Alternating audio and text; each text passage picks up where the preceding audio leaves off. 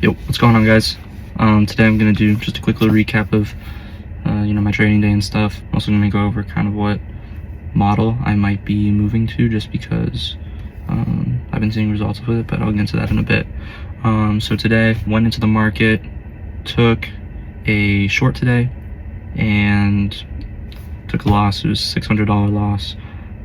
I thought that most of my confluences and confirmations were lined up, but I was wrong about it. And yeah, 400 down on the week. We still have the chance to make it back Friday. Market is going to be closed tomorrow because it is Thanksgiving, so I won't be trading then. But yeah, Friday, hopefully I'll be able to just break even with the week. About the new strategy that I've been thinking of and what direction I might be moving to, I've been looking at a model that integrates SMTs. So far, I've backtested it for 2 months, and the results are really good. I have a 75% win rate, and I feel more confident almost about the entries that I have. The risk reward ratio is like, I think on average 2 to 1 with it, so it's a little higher, and with a really good win rate. I might try to incorporate it into my model or pivot to this model instead if I continue to backtest and see better results with it, because I'd rather have a model that I'm more confident with and know that I'm going to take better trades with. So I potentially might move to that.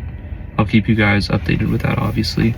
I did also this morning paper trade with this new model that I've been working on, and I took a $1,000 trade, or I made $1,000 off that trade. It was I'm pretty sure a 1 to 3, and played out perfectly. I'm trying to figure out if it's either a good strategy that it is, or a good model that I should go off of, or my confidence is just higher because I am paper trading.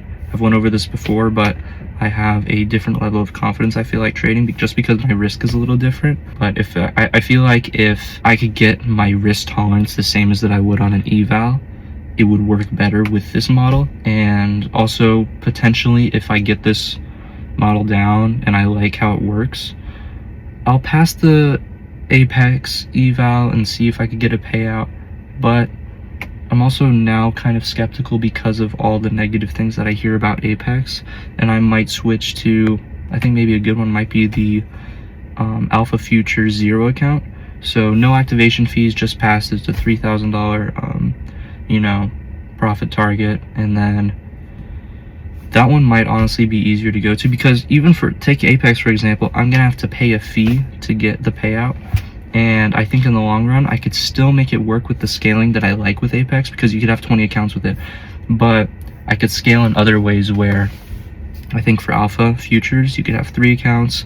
And then for Top Step, you could take 5. And for My Funded Futures, you could also have 5. So if I want in the future, just copy trade all those accounts from different companies and just, kind of take advantage of the prop firm system, I guess.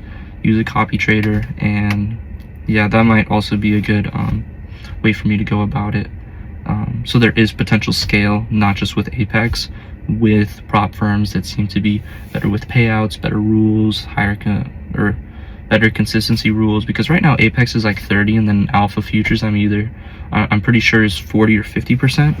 So it's easier for you to take larger trades. And then yeah, even with like for Top Step for example, they move you to a live account after your first 5 payouts, I'm pretty sure. So even after that, I get moved to a live account, just full port and run direction, and then, see if it works or whatever. And then just get 5 more funded ones or eval ones, pass those in a few days, especially with this model if it's profitable. Like maybe take 3, 4 trades, especially at this win rate, pass them in a few days, and then continue to just get payouts from them. That might be a good process for me to go as well. So I'm going to keep looking into it, of course, but I think that also might be a potential way to go about it if Apex doesn't seem like the best way that I should go. But obviously have to nail down the strategy first, and I'm liking how this one's going. Again, I have more confidence with it. It's giving better results risk ratio wise, so it's like a 2 to 1 on average that I'm getting. Yeah, I don't know, I'll update you guys more, and once I have it developed, I'll kind of share how it works and what I use to go into these trades. But until then, I'm gonna just keep working on it and stuff. But yeah, I like this strategy a little bit better. It uses SMTs, draws on liquidity, and also continuation in some sense. and then daily bias, of course. So it uses really simple key things. Like, they're all very simple things to use. I think the simpler that you go with the strategy, the better you can understand it. And honestly, like, you know, this may not work for some people, but if it works for me, use it because I understand it. I don't think there's ever going to be a strategy that everybody's going to understand, even if, no matter how many times you explained it to them, it's just not going to click. You have to find one that clicks for you, and this is one that I'm feeling really confident with. So I'm going to, you know, back test it, see how much data we could get for it, and then if so, I'm going to, you know, put it into work in the real markets. But yeah, that's kind of the update for today. I will make another video tomorrow, so I'll see you then. Peace, guys.